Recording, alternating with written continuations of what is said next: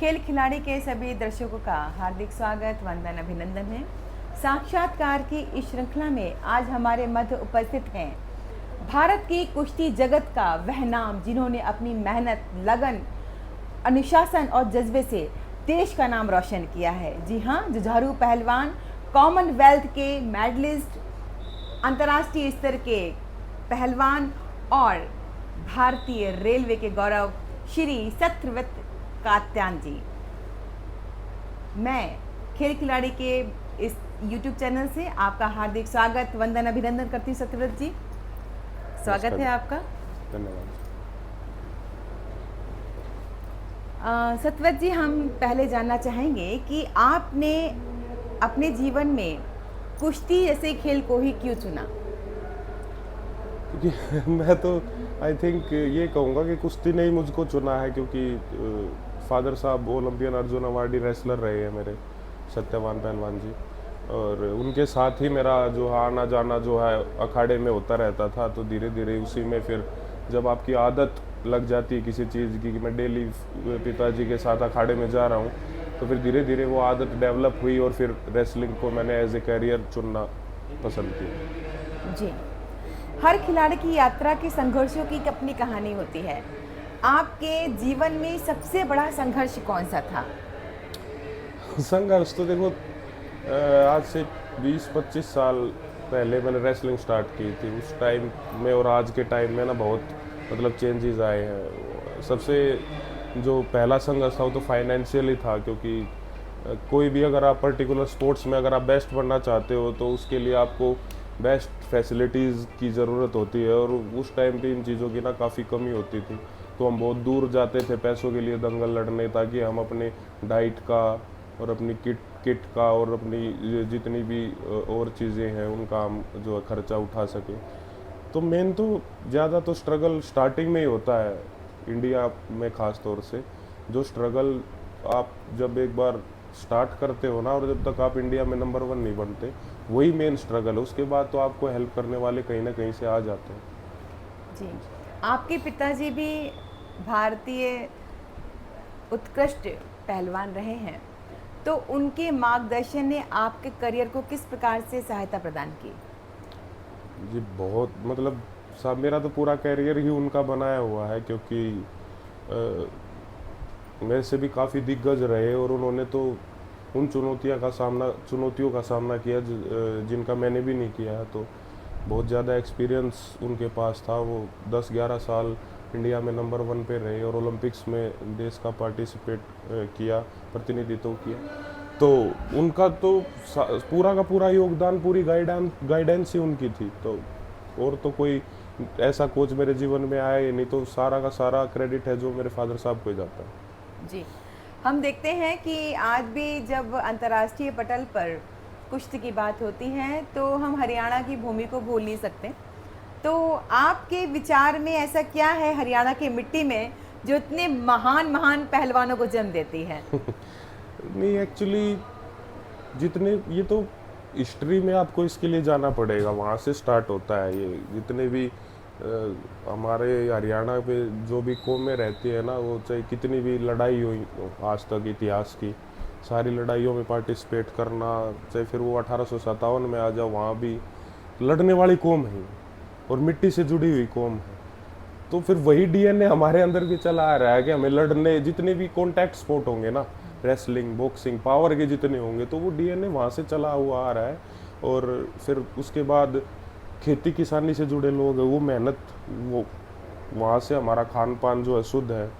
और घी दूध जो डाइट का जो कल्चर है हरियाणा का, तो बहुत सारे फैक्टर हैं जिससे जिससे जो हरियाणा में जितने भी ताकत के खेल होंगे ना, इन सारे फैक्टरों का एक कोम्बो मिला के आपको हरियाणा से ताकतवर खेलों के चैंपियन एथलीट निकलते हैं। जी जी हाँ, बिल्कुल सही कह रहे हैं कि जहाँ दूध दही का खाना कि देशों में देश हरियाणा। तो हमारा अगला प्रश्न है कि एक खिलाड़ी के जीवन में अनुशासन का कितना महत्व है, और आपका जो रोज़ की दिनचर्या है, रोज़ का प्रशिक्षण है, वो किस प्रकार से रहता है? देखिए, अनुशासन एक्चुअली सबसे इम्पोर्टेंट है अनुशासन, क्योंकि रेसलिंग का ना यार, किसी भी स्पोर्ट्स का एक पर्टिकुलर स्केड्यूल होता है, आप उससे ना इधर उधर नहीं जा सकते। तो भाई आपको 3 घंटे सुबह ट्रेनिंग करनी है, इतनी डाइट लेनी, फिर शाम को भी ट्रेनिंग करनी है। तो अगर अनुशासन मैंने बीच में छोड़ दिया कि मैं दिन में कहीं घूमने चला गया, तो शाम की ट्रेनिंग पे डेफिनेटली असर पड़ेगा। तो नंबर 1 है ये चीज़, क्योंकि अगर आप ट्रेनिंग अच्छे से नहीं करोगे, अपने प्लान पे फोकस नहीं करोगे, तो फिर आप रिजल्ट आपको नहीं मिल पाएगा उस लेवल का। तो आपके पास प्लान होना चाहिए और उस प्लान पे लगातार चलते रहने का डिसिप्लिन होना चाहिए, जब आप एक चैंपियन रेसलर या चैंपियन एथलीट के रूप में उभर के आते हैं। जी, आपने देश के लिए कई बार अंतर्राष्ट्रीय स्तर पर खेला है और विजय प्राप्त की है, मेडल प्राप्त किया है। जब आपके कंधे पर तिरंगा होता है तब आपके हृदय में कौन सी भावनाएं होती हैं? देखिए, वो तो अभी वर्ड्स में तो क्या ही बताएंगे उस चीज़ को हम। वहाँ पे जाके जो परफॉर्म करता है एथलीट, और वहाँ पे जो अलग अलग कंट्रीज़ के लोग आते हैं और वो अपनी कंट्रीज़ को जिताने के लिए जब ताकत लगाते हैं, और फिर हम अपनी कंट्रीज़ को उन सब की ताकत को हरा के अपनी कंट्री को हम जब ऊपर लेके जाते हैं, तो वो अमेजिंग फीलिंग है, ऑसम। जी, आपका परिवार एक विशिष्ट परिवार है, क्योंकि आपके पिताजी भी इंटरनेशनल रेसलर रहे हैं, आपके भाई भी और आपकी धर्मपत्नी भी। तो मेरा प्रश्न यहाँ पर ये है कि क्योंकि साक्षी मलिक जी भी भारत की गौरवशाली पहलवान हैं और पहली महिला हैं जिन्होंने मेडल प्राप्त किया है ओलंपिक में, ऐतिहासिक ये बात है हम सभी के लिए, और एक ही खेल से आप सभी का जुड़ा रहना, तो इसमें आपके पारिवारिक लोगों के मध्य में किस प्रकार की प्रेरणा रहती है, किस प्रकार का सहयोग रहता है? मतलब क्या बताऊँ मैं, लाजवाब है ये चीज़। एक्चुअली आई थिंक डेस्टिनी ने डिसाइड किया है कि हम जितने भी कुश्ती को पसंद करने वाले लोग हैं वो एक परिवार में बंध पाए। और मैं अपने आप को इस चीज़ में पीछे रखता हूँ, लेकिन सबसे नंबर 1 पे मेरे फादर साहब हैं, और फिर उसके बाद मेरी पत्नी। उनको मेरे से भी ज़्यादा जो है प्रेम है कुश्ती से। मैं तो बस उनके पीछे पीछे चलता रहता हूँ, तो उनके आदेश का पालन करता रहता हूँ। तो उन दोनों का कुश्ती के लिए जो जुड़ाव है ना, वो मैंने ऐसा कहीं देखा नहीं। जी, आज की युवा पीढ़ी खेलों की ओर बढ़ रही है। आप उन नवांकुरों को क्या संदेश देना चाहेंगे जो कुश्ती या किसी भी अन्य खेल में जुड़ रहे हैं या जुड़ना चाहते हैं या अपना करियर बनाना चाहते हैं खेल को? नहीं, देखिए, आपको ना एक तो आपके पास लक्ष्य होना चाहिए, आपका एम होना चाहिए। और उसको हम ना कई बार ना क्या करते हैं, यंग रेसलर के ना लक्ष्य तो अपना एम तो डिसाइड कर लेते हैं, लेकिन फिर ना प्लान नहीं होता उनके पास। तो आप पहले एम डिसाइड करो, फिर उसके लिए प्लानिंग करो, और अपने लिए भाई जो बेस्ट ट्रेनिंग हो सकती है, बेस्ट कोचेज़ हो सकते हैं, बेस्ट फैसिलिटीज़ कैसे अर्जित करनी, और साथ के साथ अपने आप को फाइनेंशियल कैसे स्ट्रॉन्ग करना है ना, तो उसका हर चीज़ का प्लान होना चाहिए। और उस प्लान पे उसको लगातार काम करते रहना चाहिए। 1-2 बार हार के कोई बात नहीं, वापस बैक टू द प्लान, और आप एक दिन ज़रूर जीतोगे। आपने अभी तक जीवन में उन क्षणों को जिया है जो एक आम व्यक्ति सोच भी नहीं सकता, और सफलता के इस मुकाम पर ऐसा कौन सा एक सपना है जो आपको लगता है मुझे भी पूरा करना है? देखिए, सपने ना मैम एक्चुअली बहुत होते हैं, है ना, और सारे पूरे नहीं होते। इसमें चाहे कोई भी आ जाओ, चाहे इस दुनिया के सबसे ताकतवर इंसान ही क्यों ना आ जाए, उनके भी सारे सपने पूरे नहीं होते। लेकिन आपको ये है कि सबसे ज़्यादा जो मेरा अपना मानना है कि भाई मेरे को यहाँ तक पहुँचाने के लिए सोसाइटी ने और भाई मेरे परिवार ने जितना सहयोग दिया है, तो मैं अभी जैसे अब मैंने रिटायर हो गया हूँ, मैंने छोड़ दिया, तो मैं ये हमेशा ही कोशिश करता हूँ कि सोसाइटी को मैं अपनी ओर से क्या गिव बैक कर पाऊँगा, यंग रेसलर्स को कितना अच्छे से मैं ट्रेन कर पाऊँगा, और परिवार के लिए मैं क्या कितना अच्छा कर पाऊँगा, क्योंकि उन्होंने जो त्याग तपस्या की वो मैंने देखी है।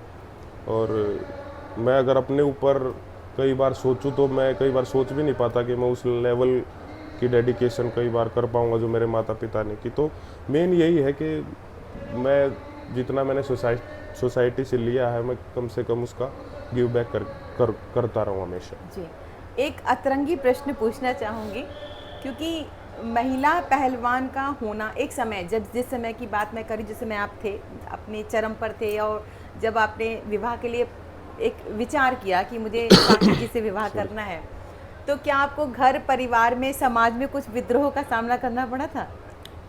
नहीं, इतना इतना कोई खास विद्रोह तो नहीं। हम दोनों एक्चुअली हम इंडिया के नंबर 1 रेसलर थे, और परिवार ने भी सोचा कि भाई बच्चे अच्छा कर रहे हैं, और अगर इस चीज़ को उनको पसंद है एक दूसरे को, तो इतनी समस्या नहीं आई। और मेरे हिसाब से आनी भी नहीं चाहिए। जब अगर आप अपने आप को उस लेवल तक ले जाते हैं और अपने आप को प्रूफ कर देते हैं, तो फिर इस हिसाब की दिक्कत किसी के साथ भी नहीं आनी चाहिए। जी, आपका ये जो उत्तर है बहुत ज़रूरी उनके लिए भी है, जो आने वाली युवा पीढ़ी है, जो सोचते हैं इस बात को कि यदि लड़की आगे बढ़ रही है, पहलवानी या बॉक्सिंग जैसे खेल में आगे बढ़ रही है, तो उसका कहीं फेस पे चोट लग जाएगी, बदल जाएगा, कुछ चीज़ें हो जाएंगी, शादी नहीं होगी। तो उन युवाओं के लिए भी एक प्रेरणा है, इसके लिए हम आभार व्यक्त करते हैं।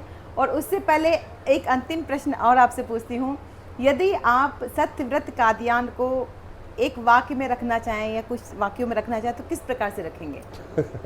ये ना एक्चुअली ना, ये मैं कई बार देखता हूँ आपकी वीडियोस भी, या आजकल सोशल मीडिया में ना, ये बड़े टिपिकल टाइप से क्वेश्चन होते हैं। मैंने ना अपने आप को ना कभी इस तरह से सोचा ही नहीं कि भाई एक वर्ड में मैं अपने आप को डिफाइन करूँ या एक वाक्य में करूँ।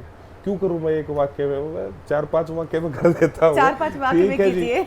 एक्चुअली क्या है कि आपकी ना लाइफ के फेजेस होते हैं। जैसे 17 साल तक आप कैसे जीते हैं, फिर 17 से 34 तक आप अपना कैरियर बनाते हैं, तो आपकी ना मानसिकता लगातार चेंज होती रहती है। तो बस ठीक है, अब जिंदगी को एंजॉय हमेशा करते रहना चाहिए और आगे बढ़ते रहना चाहिए। सत्यव्रत जी, आप रेल परिवार से जुड़े हुए हैं, तो एक साधारण सत्यव्रत से रेल परिवार में जुड़ने का जो आपकी यात्रा है, इसके बारे में कुछ बताना चाहेंगे? जी देखो, रेलवेज़ का ना बड़ा अहम योगदान रहा है मेरे करियर में भी, क्योंकि हम जिस परिवार से हम आए, तो बड़े मतलब मध्यम परिवार से हम निकल के आए हैं। तो सबसे पहले तो ये होता है कि भाई हम अपने फ्यूचर को सिक्योर करें, तो वो रेलवे बड़े अच्छे तौर से करती है खिलाड़ियों के लिए, वो तो बेस्ट है। और आज 10 साल से मैंने रेल के लिए परफॉर्म भी किया, और बड़ा मतलब अच्छा अनुभव रहा मेरा, और रेलवे ने सपोर्ट किया मेरे को हर तरीके से। तो मैं तो, क्योंकि जिस टाइम पे मैं जॉब लगा था, उस टाइम पे सच में ज़रूरत होती है एक 20-22 साल के यंग नौजवान को कि मैं अपने कैरियर को ना फिर फ्रीली आगे बढ़ पाऊँ। तो मैं बड़ा आभारी हूँ रेलवे का इसके लिए। जी, सत्यव्रत जी, आपके शब्द और आपकी विनम्रता दोनों ही बहुत प्रेरणादायक हैं, और उन सभी युवाओं को प्रेरणा मिलती है जो आगे बढ़ रहे हैं जीवन में। आपने सिद्ध किया है कि अखाड़े में जीतने से पहले अपने मन को जीतना बहुत ज़रूरी है, और खुद पर जो विश्वास जीत लेता है वो हर अखाड़े को जीत जाता है। पूरे भारत की ओर से, रेलवे परिवार की ओर से और खेल खिलाड़ी चैनल की ओर से आपको हार्दिक शुभकामनाएं, हार्दिक धन्यवाद। Thank you.